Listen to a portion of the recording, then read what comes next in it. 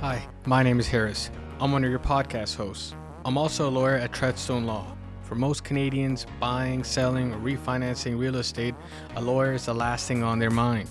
That's unfortunate because lawyers play a vital role in the process. But what choices do Canadians have?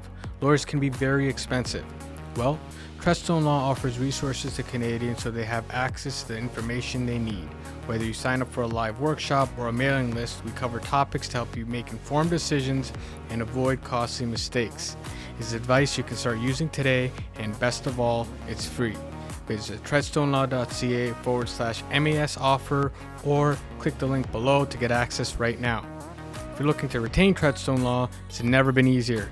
Our entire process is online. From completing the retainer agreement to your signing appointment, everything is done from the comfort of your own home.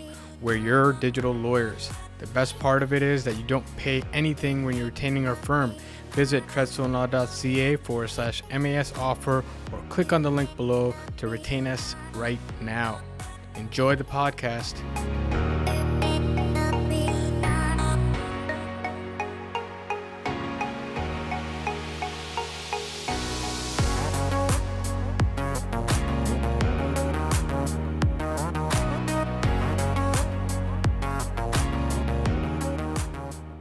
Welcome to another episode of Hustle and Grit. Today on my podcast, I have Paramjit Singh. Paramjit is the principal broker at MDG and Associates with the Mortgage Center.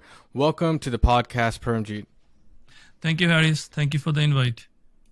You know what? It's my pleasure. I just want to jump into things right away. I see that, like, from your profile, you have a very rich history in terms of just education and being in the mortgage industry. And I've got to ask, all right, can you just tell me a little bit about how you went from being an MD? Is that correct? Am I correct when Yes. I say you're a doctor? Okay. Yes. When you went from a doctor to becoming a mortgage broker, because I got to say, you have to be one of the most, I guess, and I'm not saying anything about any other mortgage broker, but one of the higher IQ brokers in this industry. Yeah. I guess, okay. Walk us through how you got in. Yeah. Okay. As far as the industry is concerned, it doesn't really matter with what qualifications you're getting into. Speaking about myself, yes, I was totally new to this, and this was not my forte. My academic background is healthcare. I am a medical physician, but I'm not practicing here. But when I came to Canada, I did my exams, and I was working in clinical trials for almost 10 years. 2008, 2009 hit, recession came, I lost my job, and that's the time when I make this decision that I don't want to demote myself going back to medical technician level, because I was working at a senior project manager position. And I decided, okay, it's time to switch gears, and mortgage numbers comes relatively easier for me. So I decided to get into the mortgage and got the license in 2010.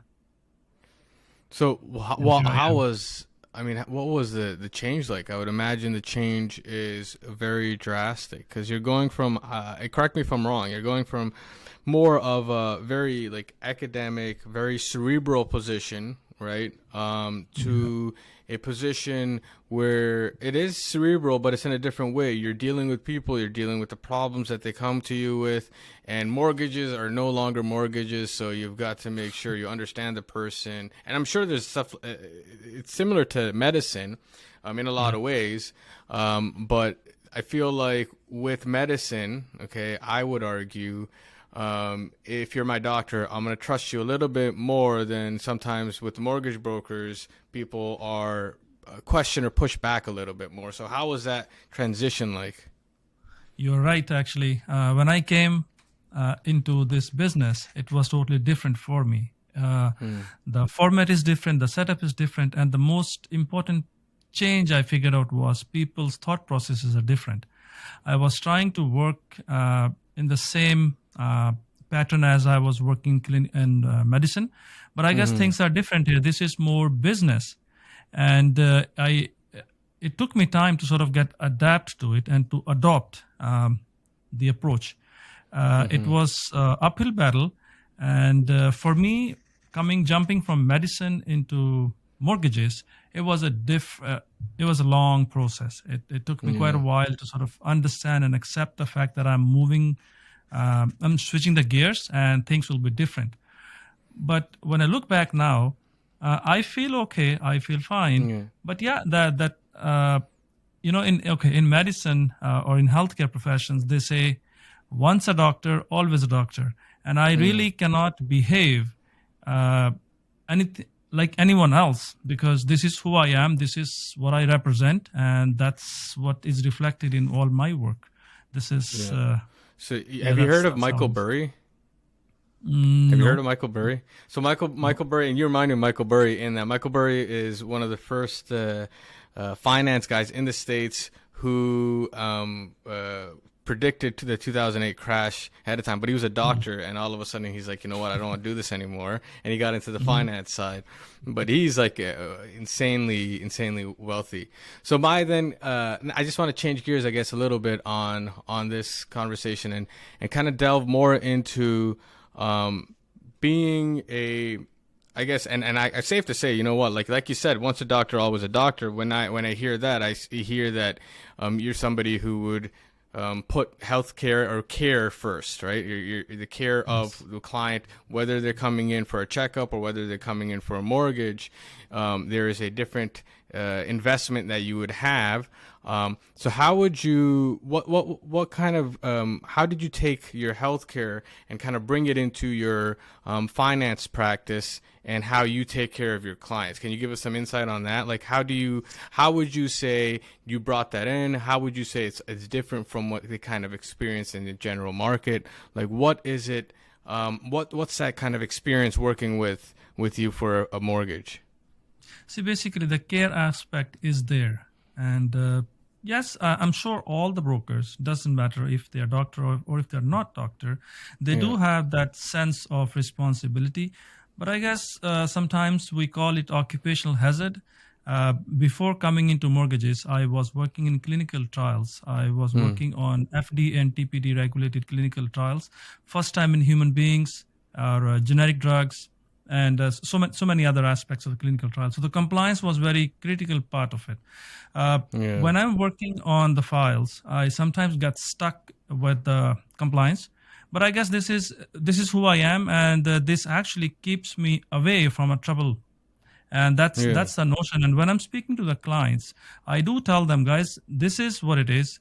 And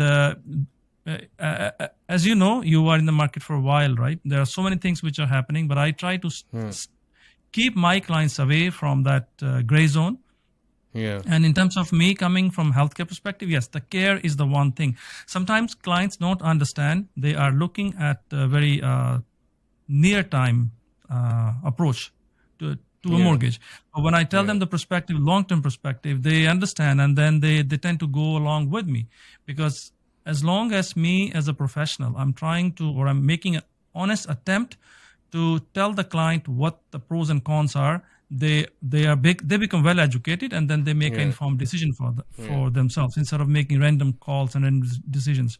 I also believe, Harris, that pushing a paper to get a mortgage is very easy, but getting the mortgage which is actually relevant and helpful for the client, it takes time and some effort, and that's what I try to do. So I mean, I feel like, and I'm not saying, again, to be a broker, you need to have. Every broker, I would say, does have some kind of duty towards their client, and they're fulfilling that. And I'm in no way saying that they're not, but at the same time, I don't feel like if you went back 5-10 years ago, even 15 years ago, a mortgage was a mortgage. I don't think a mortgage is a mortgage anymore, right? Where it's like there's so many different things that you have to go to a broker, I would argue, that can understand all of that at once and be able to, off the back of their head, be like, all right, this person should be shifted here because they said this, they should be shifted here because of that. Like, is that something that you would agree with, or is that something that you kind of go by? Yes, no, exactly. Because things are different now. As just you said, mortgage is just not a mortgage anymore. It is a lot more to it. It's part of the financial planning.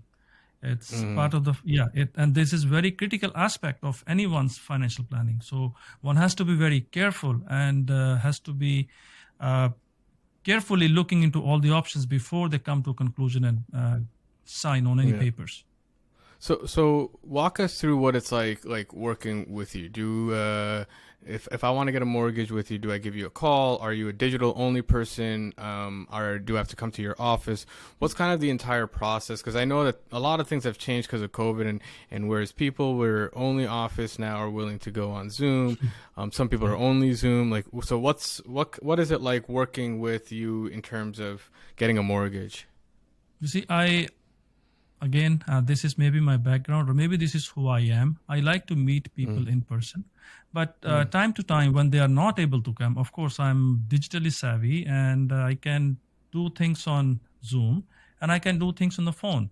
Now, getting into a little bit of a details, our brokerage has access to Velocity, like so many other brokers. It does allow us to be very efficient in terms of sending documents, collecting documents, and following up on the clients as from the technical aspect. But when it comes to one-to-one, I am always okay for it. And some clients do like it. Some say, okay, you know what, let's get going. If the leads or if the client is coming from a realtor, then again, it's almost 50-50 for me. Some clients say, okay, you know what, because it's a referral, they are okay from online stuff and getting things done via phone. And if they are new, then they will come to the office.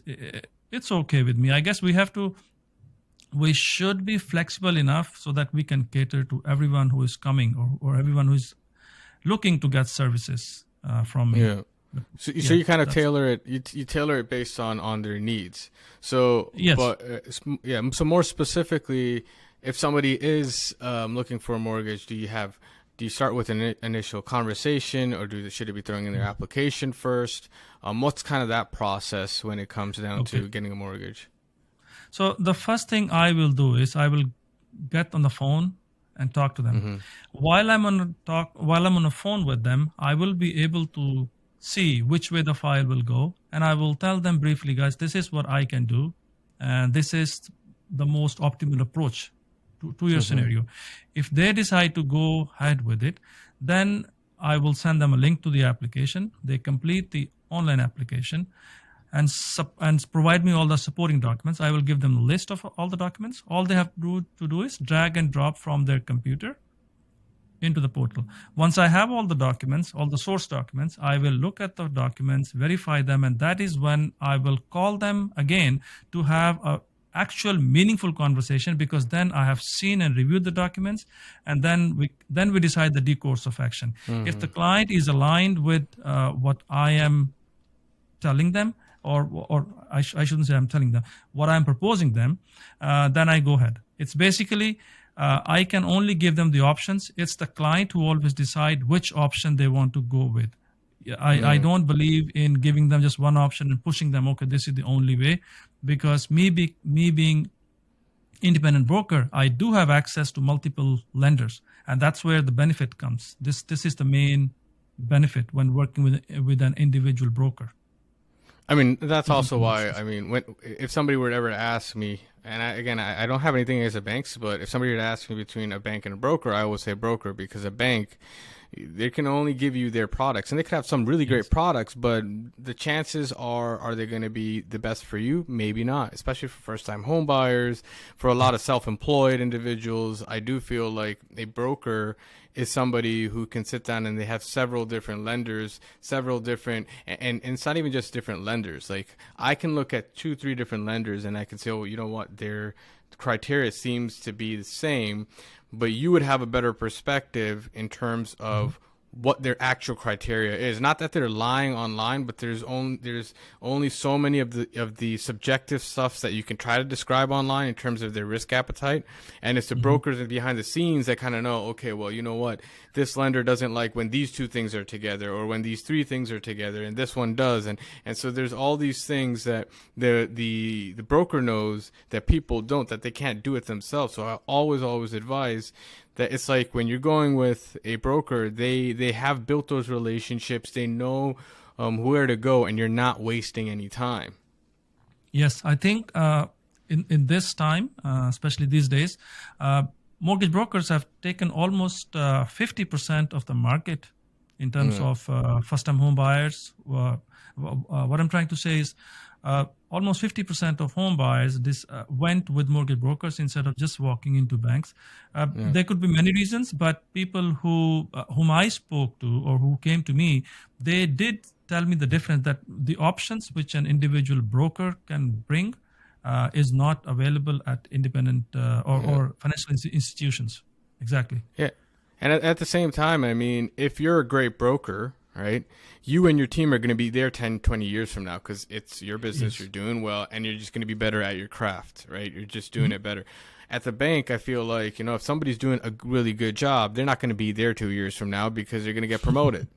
Right? Yes. And then I'm starting again, Exactly. right? And with me, it's like, you know what? I want to buy a first house. Then I want to buy an investment property. I want to buy a vacation home. My kid's going to college. I need a credit line, whatever it is, right? My wife needs a vacation. I need a credit line, whatever it is, right? Yeah. They're not going to understand the details of my life as well as like a broker who's going to be like, you know what? I've seen this file before. You're probably going through hundreds of files a year, but at the same time, I'm pretty sure when you look at a client, you'd be like, oh, I remember this client, I remember this part about this conversation or something like that. And you kind of know the person as opposed to starting from scratch again. Exactly, because I do have repeat clients, people who have done mortgages with me maybe a few years ago or 5 years ago. When they come back, we know each other. Things are a little different, right? Because being an independent broker, it does allow us to have that personal connection, that personal touch to this business relationship. And this is what I like too, because it's not that I'm working with strangers all the time. There is that connection, and that's a subtle aspect of this business which I really like, because when they come back to me, it's a different feeling, Yeah. Yes. I mean, it's just like going to a doctor. You're not going to change your doctor every single time you go to a hospital, right? Yes. You're not going to change. Yeah. You're going to stick to the same guy because like this person knows your history. You may even know your family's history, so he knows all of that. He knows who you are, so you're not going to just be like, all right, you know what? Every single time I go, whether it's when you're younger, it could be every 2, 3 years, 5 years. You're gonna be like, I want a new doctor. I don't really care. So, but see, speaking of doctors, we have difficulty here getting access. That's the dark aspect of our healthcare, which I don't like. I hope that will be resolved one day. But imagine if a female is pregnant and she doesn't have a family doctor. This is actually very common occurrence here, and it's very problematic for that female, because she will have to either go to the walk-in clinic. Walk-in clinic, they don't have the same doctor. Multiple doctors, different times. So that is the dark aspect of our healthcare. I guess it's dark, and it's similar to. And I'm not going to make this because my wife, when she was pregnant, she went to the family doctor took care of everything, but the family doctor knew all of her family too, so they could kind of give you more perspective. I can't imagine how stressful it would be going into a walk-in clinic, which is the equivalent of a bank. So when you're going to a bank, it's like you don't really know, right? Like one guy may have fixed your mortgage, they get promoted if they're doing a really good job. But I'm bringing this right back to the mortgage side.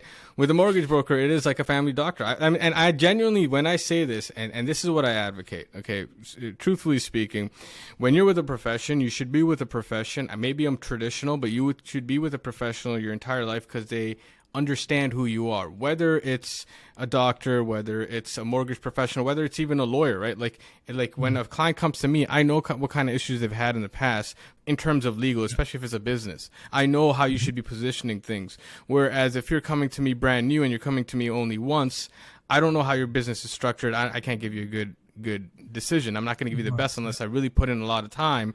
And if I know that you're going to stick around for some time, I'm going to put in that time. The same thing with a broker. If you're there and you know you're going to be coming back, you're going to put in time to be like, what is this guy's risk tolerance? What's their risk appetite? What's their stress tolerance with variable rates versus fixed? And how do they understand? How can I speak to them so that they understand what's right and what's wrong? Exactly. Yeah, I agree with you. Yes. So I just, speaking of this, I want to change gears a little bit, and I want to kind of move to rates, because I know rates is an old conversation, and I'm going to explain in a second why I dislike having a conversation about rates, but it's also something that is constantly in the media, it's constantly in the forefront of our kind of mortgage discussion. If anybody's looking for mortgage information, they're always going to be going online and seeing, okay, what the Bank of Canada is raising interest rates and this and that. So I guess this is a crystal ball question. I want kind of your professional opinion on what you think that the interest rate hikes are going to be by the end of this year. Like, where do you think we're going to stand when 2022 closes out? Okay, this is a very interesting conversation, and as just like you said, in every mortgage or real estate conversation, this topic comes up. But Yeah. this is how I take it. A prediction tells more about a predictor than the situation itself. It's just a guesswork, Yes, I could throw some funky stats, some very highly sophisticated conversation I could have for a few minutes, but actually it is really irrelevant, because if all the predictions were right so far, I think so many would have already known that where the rates will be going. But actually, no one knows. So I tell my clients, guys, ignore what is happening in the media. Just ignore it, because whatever OSFI has to do, they will do. Whatever banks will have to do, they have to do. But what them as a consumer or them as a mortgage seeker, they have to be ready for what they need to do to have a successful or a fruitful mortgage in the end. Because now if I have to answer your question, what can I say? I only have two options, right? Either the rates will go up or the rates will go down. Like how sophisticated one has to be in guessing this, but and I call this as intellectualization, because I guess I can throw some funky stats there just to make myself good, and the listener will think, oh yeah, what, the dude knows what he's talking. Actually, no, I don't know, because it's the OSFI who will decide. It's them who will know what to do at the time of bank, or actually the Bank of Canada will do when the time comes. So the next rate meeting, Bank of Canada's meeting, is on October 26th. Let's see what they come back with. But if their mandate is to lower down the inflation, then the hikes which we have reached so far will really not make a difference. It will probably end up going for another year or 2 years. And after 2 years, let's see what happens. Because there is not only the Canadian inflation, there are so many other secondary and tertiary factors which are impacting our economy at the moment, especially, what's going on globally. So we actually don't know. No one knows. But we have to be very careful. We can't just make hasty decisions, especially when it comes to real estate and mortgages, because as you know, real estate is a great investment, but only when it's done correctly and within the framework, right? So this is what I will say about the rates. I guess, and this is going to be another crystal ball question. And I completely agree with you. It's very nuanced. You can't really pin like, hey, it's going to be this or that.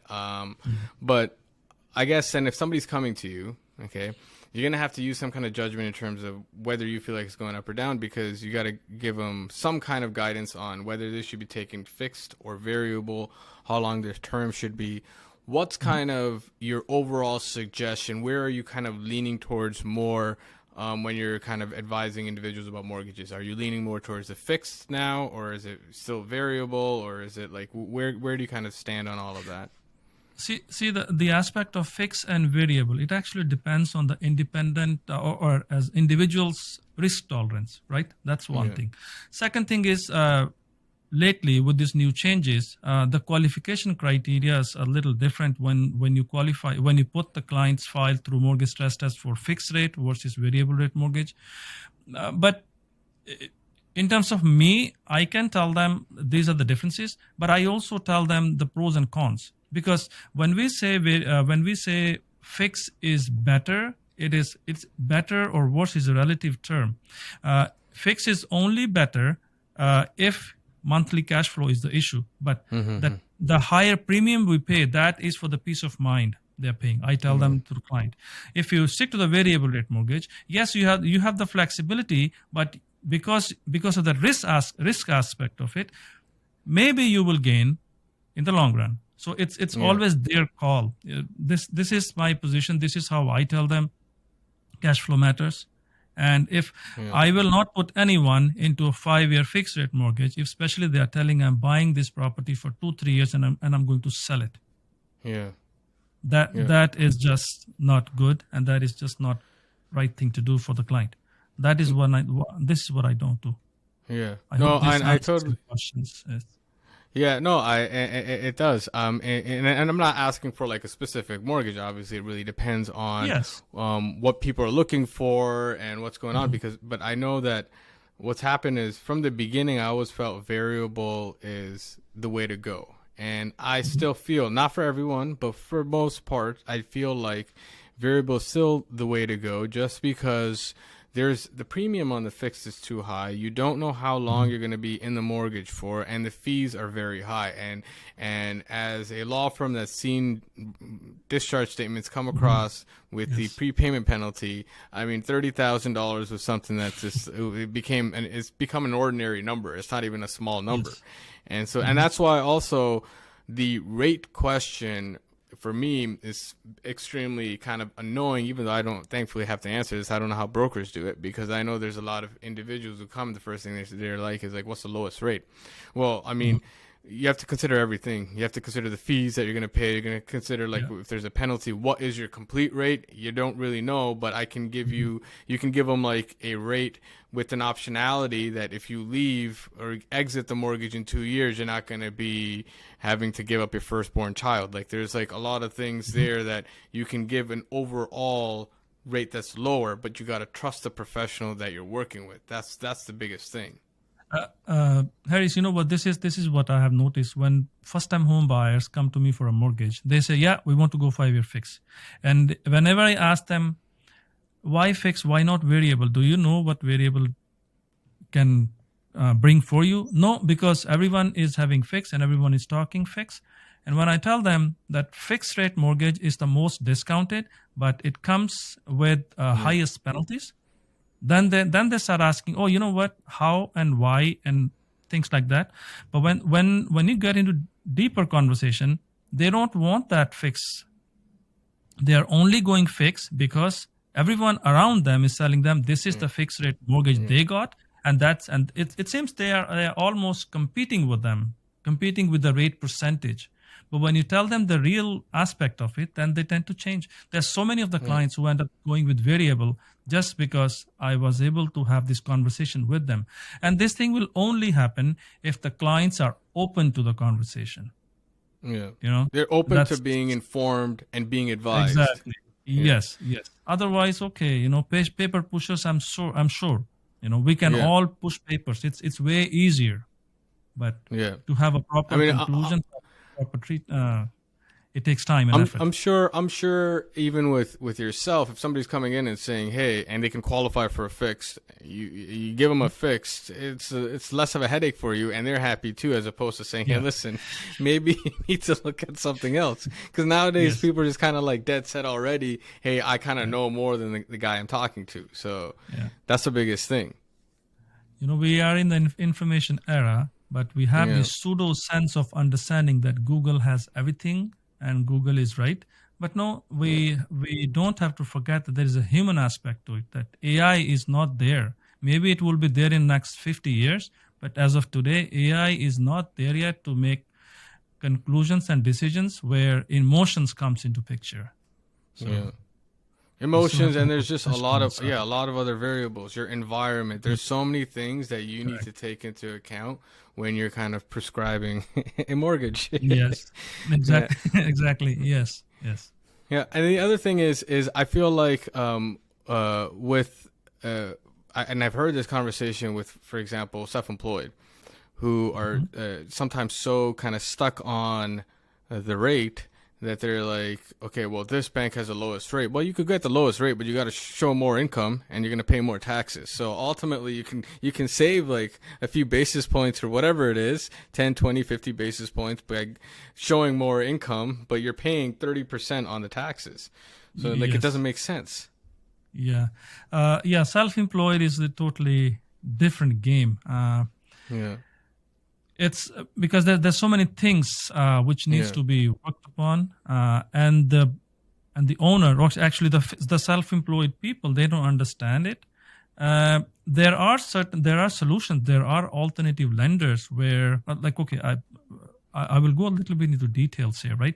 Yeah. Self-employed, there are certain products by particular lenders where they will go by the monthly cash flow, you Yeah. know. And so many times I come across, or they have never come across this notion. They only know that banks will go with the notice of assessment. No, there are options, but again, who is going to talk about it? If my intent is something else, if I have uh, train of thought going into one direction, I will Yeah. choose not to talk about the other stuff. But the options Yeah. are there where Yeah. you don't have to do much. It's way easier for self-employed on the basis of the cash flow. So very easy. 1 year, 2 years, 3 year mortgages, easy stuff. But Yeah. who will talk and who is willing to listen to those Yeah. solutions is what matters. Yeah, and it's about the perspective has to be how are you going to build wealth 10 years down the line, not how am I going to Mhm. save $50 on my next mortgage payment, Yeah, and that's like exactly. it's penny wise pound foolish kind of perspective where you're just looking at the wrong things to think that you're saving money, which is you have to kind of really trust. Again, that's why I say with mortgage brokers you build that relationship. I understand that sometimes even trusting people takes time. That's why when you do a mortgage or two, you're with that person, you understand them, not the mortgage professional understanding the client, but the client also understands the mortgage professional and what they have to offer and what they're explaining and how that has real effects in their lives, and it's not just about the next mortgage and the few dollars that they're going to save. Yeah, see, it's as we said in the beginning, right? Mortgage arena is different now. Mortgages are not just mortgages anymore, and so does the so does the relationship between the broker and the client. It has to be bilateral. It cannot be unilateral. It cannot be that, okay, client comes to me and I get them a mortgage and sign the papers here and go. No, no, no. It has to be both ways, so that there is actual understanding of what person wants to accomplish, where they are today, where they want to go, so that Yeah, there is some sense of direction there, right? And that yeah, is the idea. uh, yeah, and the one thing which I notice here is that this profession is considered as a commodity. I don't know, maybe it's because of the people around here, maybe because of the professions, or maybe just people don't really understand. It is not just mortgage agents or mortgage brokers are not just a commodity. They bring a yeah, lot of weight and understanding to this profession, but one has to go and talk to the person in the right mind so that you actually yeah, understand the aspect of what they can do for the client. So yeah. Yeah, I mean, and not just that. I feel like even with real estate, and it's ironic. It's very funny how like last year, a year ago, people are mhm. going in blind bids. They don't. They just got to throw in an offer. They can't do an inspection. They can't do a finance condition, and they're jumping Mhm. in. I'm panicking when I would see people do this. I'm like, this is not a chocolate bar. You can't Yeah. just like, oh, this didn't taste good, so I'm gonna toss this aside, get another one. This is a big decision, right? Mhm. Mhm. And you're just going in and you're hoping, you know what, if I just like ask or offer $500,000 more than the listing price, forget about the financing. I'll talk with the broker afterwards. Hopefully I can get it. Whereas now when you can make a decent offer, when you can say, hey, listen, let's put on a financing condition. Let's put on an inspection condition. I know what I'm buying. People are backing off. I mean, I feel like right now in the past 3 years is the best time to buy. It is the best time to Yes, buy as I opposed to agree. the last 2 years. Yes, I agree. Yes, this is actually a time for buying. Yes, Yeah, especially no, I, people who are yeah. listening to this podcast, and if they are sitting at the fence, guys, jump on. But again, use your brain and talk to a professional. Just don't make any hasty decisions.